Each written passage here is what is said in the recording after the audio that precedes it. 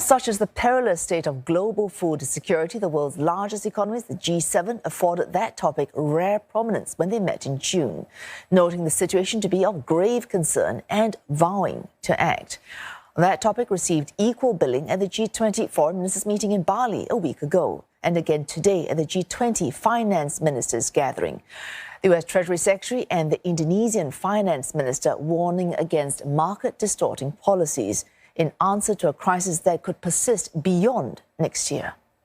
G20 countries must set the example and call on others to avoid counterproductive policy responses, such as export restrictions and stockpiling, which distort markets and further drive up prices. The unresolved COVID-19 pandemic, as well as the unfolding war in Ukraine, are likely to exacerbate the already severe 2022 acute food insecurity that we are all already seeing. In addition to that, a looming fertilizer crisis also has the potential to further exacerbate and extend food crisis even into 2023 and beyond. Or even before Russia's blockade on Ukrainian grain, food security, or the lack thereof, was sounding alarm bells at the United Nations. A report released last week showed the number of people affected by hunger globally rising to more than 820 million last year, affecting 9.8% of the world's population. That's an increase of 150 million people since 2019, when the COVID-19 pandemic began. Before the war, Ukraine and Russia together accounted for almost a third of the world's wheat and barley exports, and half the global supply of sunflower oil. Russia and its ally Belarus are the world's number 2 and number 3 producers of potash, a key ingredient of fertilizer. The UN World Food Programme chief warns that food, fuel and fertilizer prices driven up by the war are pushing some countries into famine. Its analysis shows a record 345 million hungry people on the brink of starvation. That is a 25% increase since Russia's invasion of Ukraine in February. Earlier today, I sat down with the European Union's Commissioner for Agriculture, Janusz Wojciechowski, and began by asking him about the scale of the problem. The UN World Food Programme warning of what is ahead in terms of global food security or lack of. And to add to that warning, the UN FAO and the OECD late June issuing their warning saying 19 more chronically undernourished in 2023, and even now a situation worse than the 2011 Arab Spring. As you have mentioned, the EU is an agricultural superpower. Even so, it's not spared the effects of what's happening right now, is it? Yeah, that we have very high risk for the food security at the global level. The reason is the Russian aggression and provoked and illegal aggression against Ukraine, which creates also not only the humanitarian crisis in Ukraine, 1,000 victims, civilian victims, but also the crisis, the risk for the food security, not directly in Europe, not directly in Ukraine now, but first of all in the region which depends very much from the import of grains from Ukraine. This is North Africa and this is the Middle East region. The traditional corridor for export from Ukraine to this region is blocked. Black Sea ports are blocked or destroyed by Russian army, and now there is challenge to organize alternative track for the export.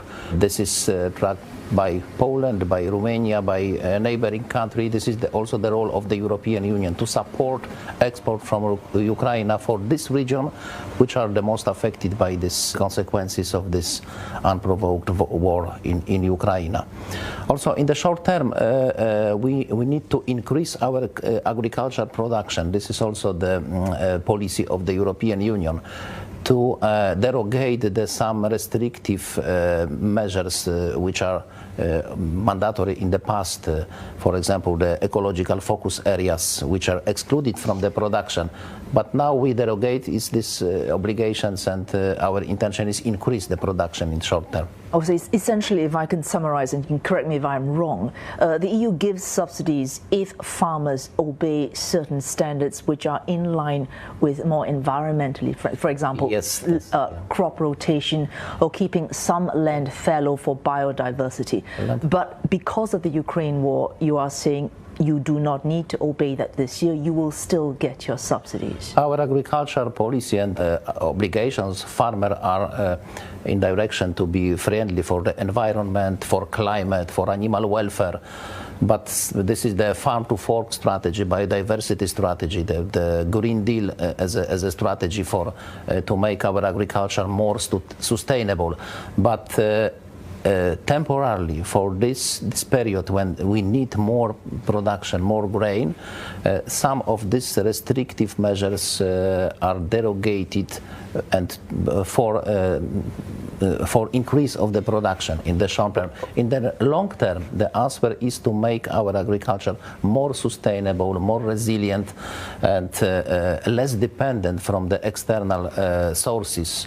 Fertilizers, for example, the problem in Europe is that our farmers are dependent very much from the import of fertilizers. But food security is also making sure that food is affordable for all. So you've got the French president coming out saying that the sustainable food strategy that the EU developed prior to the Ukraine war, that needs to be updated now, and he sees food production dropping 13% if you maintain these strict standards of whether it's environmentally conscious or biodiversity. Generally, in the long-term perspective, the more sustainable strategy to make our agriculture more sustainable. This is also the strategy for the production, to increase the productivity of our agriculture, because the potential of the soil is limited. It is not too much intensive farming means destroy the potential of the soil, quality of soil, and we need to protect the soil for the future.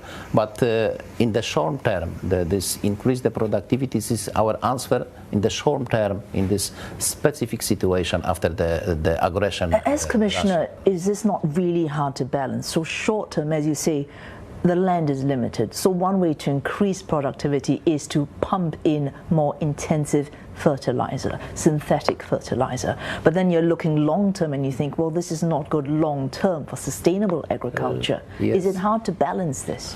Yes, but I think this the farm to fork strategy is the strategy which balance this both challenges, that from one side the food security, we need to produce enough food. This is the main obligation of our agricultural system. From other hand, we need to